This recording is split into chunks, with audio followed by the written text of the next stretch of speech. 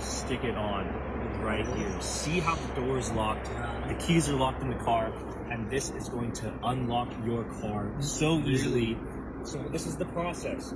I know people lose their keys in the cars and they lock it in. You're never gonna have to call your insurance company again. So I have 2 C batteries, and what I'm doing here is I'm going to create a supercharger to open up and pop this open. What? So you don't want both positive ends on one side. You want to alternate it.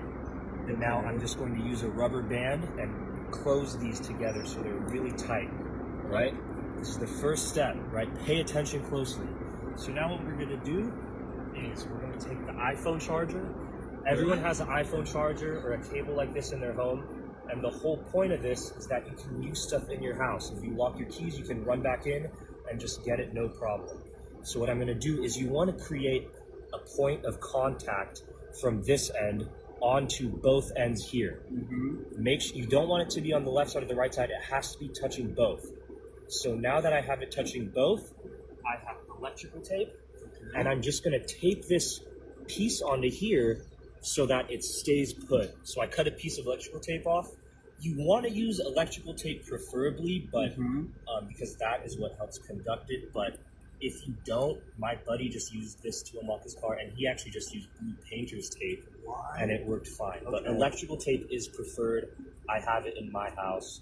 So look at this. I'm just going to tape this on here, right? Remember, maintaining that point of contact between the positive and negative ends of the battery. So I'm just going to press this on. So now you might be wondering, what are we going to use this other end for? This is going to go inside of this keyhole. What? So the gun that I used is that so it stays in. The way that this keyhole mechanism works is it'll automatically pop something out, but I put the gum so it's going to remain inside here.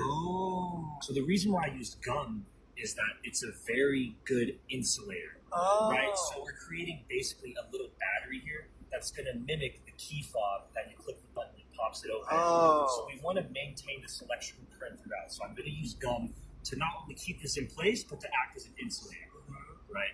So now that this is in, we want to create basically a catalyst that's going to send an electric charge from this battery into here, and it's going to pop this open. So all you need is a lighter of any type. When my mom did this, she even just used a gas station lighter. But this is what I had in my house.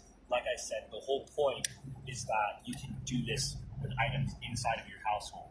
So when I touch this onto here, right, I'm just going to do light taps. You don't want to hold it on. You just want to do light taps, and you want to make sure that the flame is in contact, same as with the charger, with both the positive and negative side. That is what's going to create the electric charge up here. So I'm going to do this here and watch closely to what happens. This should pop up and let us inside and get our keys.